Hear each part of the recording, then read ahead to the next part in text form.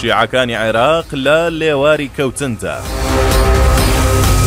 ئایا دوای سووریا سەرەی عێراقە؟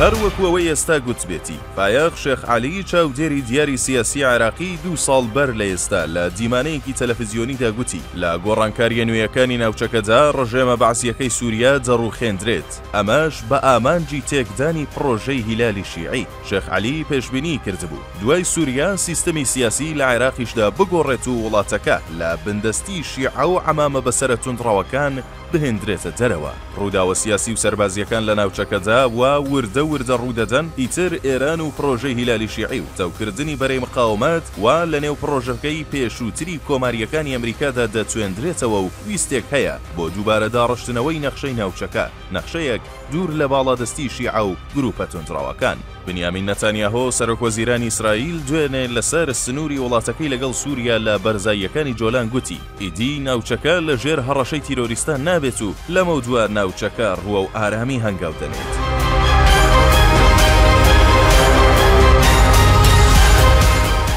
ئاژانسی ڕۆیتەرز لە زاری چەند سەرچاوەیەکی باڵا لە نێو کابینە نوێیەکەی ترامپدا گواستوویانەتەوە کە ئیدارە نوێیەکەی پلانی وردتریان هەیە بۆ کۆتایی پێهێنانی دەسەڵاتی ئێران و گروپە هاودەستەکانی لە هەریەکە لە وڵاتانی سووریا، لوبنان، یەمەن و عێراق و فەڵەستین و دواتریش خودی ئێران.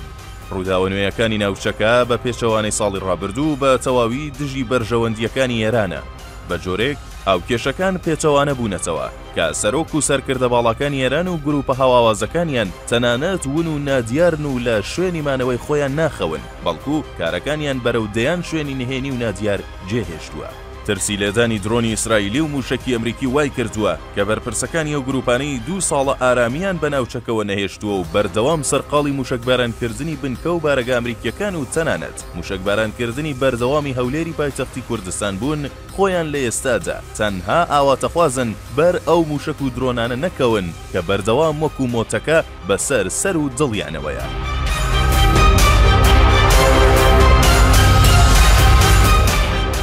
خانی سووریا کوژرانی سەرکردەکانی حیزبڵڵا و کۆتایی هێنان بە گروپەکانی بندەستی ئێران لە یەمەن و فەڵەستین و ترساندنی گروپە میلیشیا عێراقیەکان وای کردووە کە پرۆژەی هیلالی شیعی ببێتە مایەی گاڵتەجاڕی بەکارهێنەرانی تۆڕە کۆمەڵایەتیەکان لە ناوخۆی ئێران و دەرەوەشدا. بۆ نمونە زۆرێک لە بەکارهێنەرانی ئەو تۆڕانە دەڵێن هیلالەکە بۆتە هەڵم و خەونی شیعە پەڕگیرەکان هەر مەگەر لە چیرۆکی ئەو کتێبانەدا بدۆزرێتەوە کە پڕە لە خەون و خەیاڵی درۆینە.